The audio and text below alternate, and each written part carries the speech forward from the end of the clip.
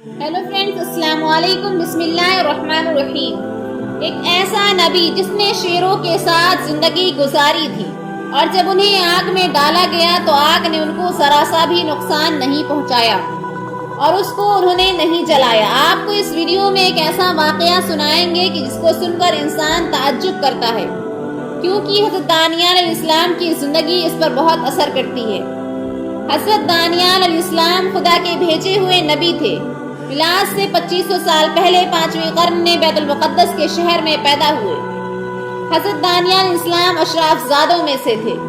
दानियाल का मतलब ये है कि खुदावंद मेरा काजी है। जब हज़रत दानियाल अलैहिस्सलाम पैदा हुए तब उनके वालिद और उनकी वालदा की खुशी और ज़ौक़ ज़्यादा मुद्दत तक ना रही, क्योंकि उस ज़माने में मुल्क में एक अजीब हालात पेश आए। एक रिवायत की बुनियाद पर उस ज़माने में मिस्र के बादशाह ने यहूदा के बादशाह के साथ जंग का ऐलान कर दिया, और चूंकि हज़रत दानियाल अलैहिस्सलाम अशराफज़ादों में से थे और उनकी जान को खतरा लाहिक था, जिसकी बिना पर उसके वालिदैन उन्हें जंगल में ले जाकर उन्हें रिहा कर देते हैं। हज़रत दानियाल अलैहिस्सलाम जो कि सिर्फ चंद दिन के थे, जंगल में उन्हें तन्हा छोड़ दिया जाता है। हज़रत दानियाल अलैहिस्सलाम शेरों से भरे हुए जंगल में खुदा की अमाम में छोड़ दिए जाते हैं, और वो चीज़ जिसका इंतज़ार था पेश आती है। शेर बहुत जल्दी हज़रत दानियाल अलैहिस्सलाम की मौजूदगी का एहसास कर लेते हैं और उनके एतराफ़ में जमा हो जाते हैं, लेकिन अजीब इत्तेफाक पेश आता है। वहशी शेर नौमौलूद को कोई नुकसान पहुँचाए बगैर सिर्फ उसे ज़बान लगाते हैं और उसकी हिफाजत करते हैं। हज़रत दानियाल अलैहिस्सलाम उस जंगल में शेरों के साथ कितना अरसा रहे, किसी कतई मालूम नहीं, लेकिन एक मुद्दत के बाद एक चौपान को हज़रत दानियाल अलैहिस्सलाम मिलते हैं और वो चौपान उन्हें अपने औलाद के तौर पर कबूल कर लेता है और उसकी परवरिश करता है। जब हज़रत दानियाल अलैहिस्सलाम बड़े हो जाते हैं और सख्त सफ़र उनके इंतज़ार में होता है, आपके साथ बख्त नसर जो बाबिल का बादशाह था, उसको तो जानते हैं, ताकतवर तरीन हाकिमों में से था जो आज तक दुनिया में मौजूद है, और मैट्रिक्स फिल्म में भी उसका नाम बयान किया गया है। हज़रत दानियाल अलैहिस्सलाम जब नौमौलूद थे तो उसी वक्त ही उनका सख्त सफ़र शुरू हो जाता है, और यहाँ से दास्तान खूबसूरत बनती है कि जब वो और बख्त नसर का किस्सा शुरू होता है। कहा जाता है कि हज़रत दानियाल अलैहिस्सलाम ने 1400 साल तक बैतुल मुक़द्दस में ज़िंदगी गुजारी, यहाँ तक कि बाबिल का बादशाह बख्त नसर बैतुल मुक़द्दस पर हमला करता है और शहर को आग लगा देता है, और शहर तकरीबन वीरान हो जाता है, और वो बूढ़े अफराद जो इस हादसे से बच जाते हैं मिस्र की जानिब भाग जाते हैं। जवानों को कैदी बनाकर बाबिल ले जाया जाता है, और दानियाल अलैहिस्सलाम भी उन जवानों के हमरा होते हैं कि जिन्हें कैदी बनाकर बाबिल ले जाया जाता है। दानियाल अलैहिस्सलाम के साथ हज़रत दानियाल अलैहिस्सलाम के साथ हज़रत अज़रा भी कैदी बनते हैं। बाबिल के लोगों ने उन नौजवानों को तकलीफ देना शुरू कर दी कि जिन्हें बैतुल मुक़द्दस से कैदी बनाकर लाया गया था। बाबिल के लोग उन नौजवानों की शिकायत बाबिल के बादशाह बख्त नसर के पास लेकर जाते हैं और उससे कहते हैं कि ए बादशाह, आप उन लोगों को यहाँ पर लाए हैं, हमारी बीवियाँ हम पर तवज्जो नहीं करती। उनका सारा होशो हवास उन नौजवानों पर है, या तो उनको यहाँ से बाहर निकालिए या तो उनको कत्ल कर दीजिए। बख्त नसर उनकी बात सुनने के बाद उनसे कहने लगा, जो कुछ करना है कर लो, इस बात का मुझसे कोई ताल्लुक नहीं। बख्त नसर इस बात के बाद तमाम जवानों को घर के मैदान में जमा करता है। जिस वक्त ये जवान अपनी आखिरी सांस ले रहे होते हैं, बख्त नसर कहता है, रुक जाओ, मुझे वो 4 जवान चाहिए, उनको आज़ाद करो। 4 जवान आज़ाद हो जाते हैं और बाबिल के लोग बाकियों को कत्ल कर देते हैं। 4 जवानों में एक हज़रत दानियाल अलैहिस्सलाम है और दूसरे हज़रत अज़रा अलैहिस्सलाम थे। बख्त नसर उन नौजवानों को अपने महल में ले जाता है और अपने वजीर को बुलाता है और उसे हुक्म देता है कि उन नौजवानों को खुद अपने पास रखो और उनका ख्याल रखो और उन्हें ज़रूरी चीज़ें सिखाओ ताकि मुस्तकबिल में उन्हें काम पर रखा जाए। और वजीर को हुक्म देता है कि उन 4 जवानों को मेरी ही खानों में से खिलाओ, उनको मेरी मखसूस शराब देना पीने के लिए। वजीर उन 4 नौजवानों को साथ ले जाता है और बादशाह के हुक्म को उजरा करता है। वजीर शख्सी तौर पर खुद उन नौजवानों के काम की निगरानी करता है, लेकिन हज़रत दानियाल अलैहिस्सलाम और दूसरे जवान हज़रत मूसा अलैहिस्सलाम की शरीयत की पैरवी करते थे और उन चीज़ों से परहेज करते थे जो उनके मजहब में जायज़ नहीं थी।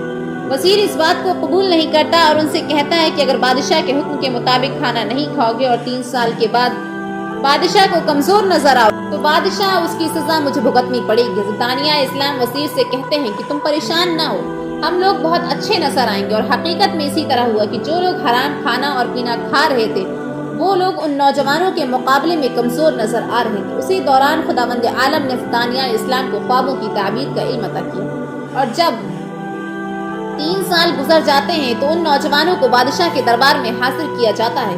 بادشاہ ان نوجوانوں سے مختلف کام کرواتا ہے۔ جو نوجوان سالوں بخت النصر کے قید کے عنوان سے ان کی خدمت کرتے، لیکن بخت النصر کو اچھا نہیں لگتا تھا، ان نوجوانوں کو قیدی کی نگاہ سے دیکھے بخت النصر دانیہ اسلام کو خود کا وزیر بناتا ہے، اور اسی دوران خدا حضرت دانیہ اسلام کو پیغمبری مبعوث کرتا ہے۔ بابل کے لوگ حضرت دانیہ اسلام کی جاسوسی کرتے تھے۔ حضرت دانیہ اسلام کی رفتار اور کردار کو دیکھ کر ان لوگوں سے برداشت نہیں ہوا، اور انہوں نے کوشش کی کہ حضرت دانیہ اسلام کو بدنام کرے اور بخت النصر کو حضرت دانیہ اسلام کی نسبت بدزن کرے۔ بخت النصر سے کہتے ہیں جا کر کہ اے بادشاہ، تو نے اس شخص کو خود کا وزیر بنایا ہے، لیکن وہ پیغمبری کی رفتار کرتا ہے، اور اس کے علاوہ وہ شراب جو آپ پیتے ہیں وہ ہرگز نہیں پیتا۔ بخت النصر اس بات کو سننے کے بعد فوراً حکم دیتا ہے کہ بادشاہ کو اس کو شراب پلایا جائے۔ حضرت دانیہ علیہ السلام کی رفتار اور کردار کو دیکھ کر ان لوگوں سے برداشت نہ ہوا، اور انہوں نے کوشش کی کہ حضرت دانیہ اسلام کو بدنام کریں اور بخت النصر کو حضرت دانیہ اسلام کی نسبت بدزن کریں، اور بخت النصر سے جا کر کہتے ہیں کہ اے بادشاہ، تو نے اس شخص کو خود کا وزیر بنایا، لیکن وہ پیغمبری کی طرح رفتار کرتا ہے، اس کے علاوہ وہ شراب جو آپ پیتے ہیں وہ ہرگز نہیں پیتا۔ بخت النصر اس بات کو سننے کے بعد فوراً حکم دیتا ہے کہ شراب کو لایا جائے اور حضرت دانیہ اسلام کو دی جائے، تاکہ وہ اس کو پئیں، اور وہ چیز جس کا انتظار تھا، حضرت دانیہ اسلام شراب نہیں پیتے تھے۔ بابل کے لوگ کامیاب ہو گئے تھے کہ حضرت دانیہ اسلام کو تخت تاثیر قرار دے۔ اس دن کے بعد بادشاہ حکم دیتا ہے کہ حضرت دانیہ اسلام کو جنگلے میں ڈال دیا جائے، وہ جو کہ شیروں سے بھرا ہوا تھا۔ لیکن عجیب تھا کہ حضرت دانیہ اسلام ان شیروں کے ساتھ بہت آرام اور سکون سے تھے، کیونکہ شیروں نے نہ صرف ان کو نقصان نہیں پہنچایا بلکہ ان کے قریب آ گئے اور ان کو چاٹ رہے تھے، اور اس طرح رفتار کر رہے تھے جیسے کوئی پرانے دوست سے ملاقات کی۔ اور دانیہ اسلام اس بات پر مجبور تھے کہ ایک پرانی مدت کو شیروں کے ساتھ جنگلے میں گزارے۔ اس کے بعد ایک انگیٹھی بناتے ہیں کہ جس کے بیچ میں خود کی تصویر اور اس کے دونوں جانب شیروں کی تصویر بناتے ہیں۔ کچھ عرصے کے بعد بابل کا بادشاہ بخت النصر کا خواب دیکھتا ہے، جس کی وجہ سے وہ پریشان ہو جاتا ہے اور وہ عجیب و غریب کام کو انجام دیتا ہے۔ بخت النصر سب سے چاہتا ہے کہ وہ اسے بتائیں کہ اس کے خواب کی تعبیر کیا ہے، لیکن پھر بخت النصر کو بھی یاد نہیں رہتا کہ اس نے خواب میں کیا دیکھا تھا۔ اس وجہ سے کوئی بھی ان کے خواب کی تعبیر کو بیان نہیں کر سکتا تھا۔ اس بنا پر بخت النصر حکم دیتا ہے کہ دانیہ اسلام کو جنگلے سے نکالا جائے، اور حضرت دانیہ اسلام سے کہتا ہے کہ تم بتا سکتے ہو کہ میرے خواب کی تعبیر کیا ہے۔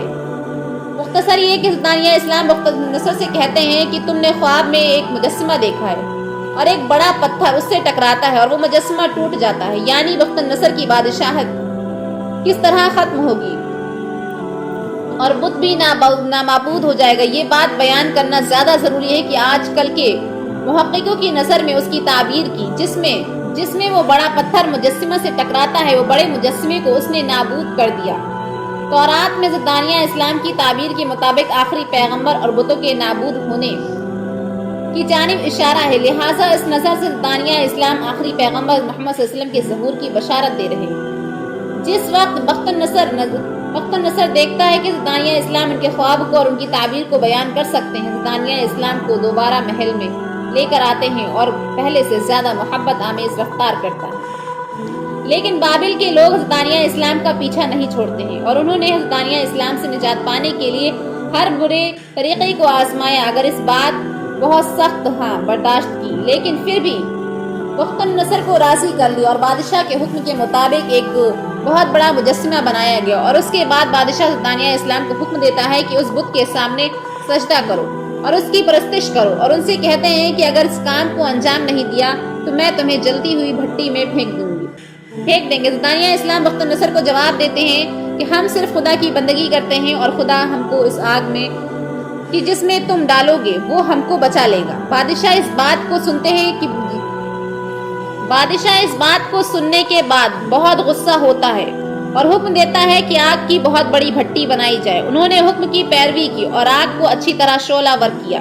اس کے بعد حضرت دانیہ علیہ السلام اور ان کے دوستوں کی جانب رخ کرتا ہے اور کہتا ہے کہ یہ تم لوگوں نے خود ہی اس کا انتخاب کیا ہے۔ اس کے بعد حضرت دانیہ اسلام کو ان کے 3 ساتھیوں سمیت اس آگ میں پھینک دیتے ہیں، اور بخت النصر 4 لوگوں کی آگ میں جلنے کی تماشا دیکھنے کے لیے اپنے تخت کا سہارا لیتا ہے، لیکن بخت النصر اس وقت آگ میں ایک عجیب چیز کو دیکھتا ہے۔ جب غور سے دیکھتا ہے کہ آگ میں 4 لوگوں کے بجائے 5 لوگ موجود ہیں، اور پانچواں شخص ظاہری شکل و صورت کے لحاظ سے ان چاروں سے مختلف ہے. کچھ لمحے گزرتے ہیں لیکن انہیں نظر نہیں آ رہا کہ حضرت دانیہ اسلام اور ان کے ساتھی جل رہے ہیں. بادشاہ اپنے سپاہیوں کو حکم دیتا ہے کہ ان لوگوں کو آگ سے باہر نکالا جائے. حضرت دانیہ اسلام اور ان کے 3 ساتھی آگ سے اس طرح باہر آتے ہیں کہ جیسے آگ میں ہو ہی نہ. بخت النصر پوچھتا ہے کہ میں نے تم 4 لوگوں کو آگ میں ڈالا تھا لیکن آگ میں 5 لوگ موجود تھے اور وہ 5واں شخص کون تھا؟ دانیہ اسلام کہتے ہیں کہ وہ شخص جو ہمارے ساتھ تھا وہ فرشتہ تھا. بخت النصر ان حالات کو دیکھ کر اعلان کرتا ہے کہ کسی کو بھی حضرت دانیہ اسلام کے بارے میں برا کہنے کا حق نہیں ہے اور حضرت دانیہ اسلام آخری عمر تک ان کے ساتھ رہیں گے. اس واقعے کو سالوں گزر جاتے ہیں اور بخت النصر بابل میں اس دنیا سے چلا جاتا ہے. اور جب حضرت دانیہ اسلام کی وفات کا زمانہ قریب آیا تو خدا بند متعال نے حکم دیا کہ نور حکمت کو خدا بندی کو اپنے فرزند کو سپرد کر دو اور اس کے اپنا خلیفہ بنا دو. چنانچہ انہوں نے تعمیر ارشاد باری تعالیٰ کر دی. اس کے بعد دانیہ اسلام کا بھی انتقال ہو گیا اور وہ وہیں بابل میں بے مقام سوز دفن ہوئے. اگر آپ کو ویڈیو پسند آئی تو پلیز ہمارے چینل کو لائک اینڈ سبسکرائب کیجیے گا. اوکے، اللہ حافظ.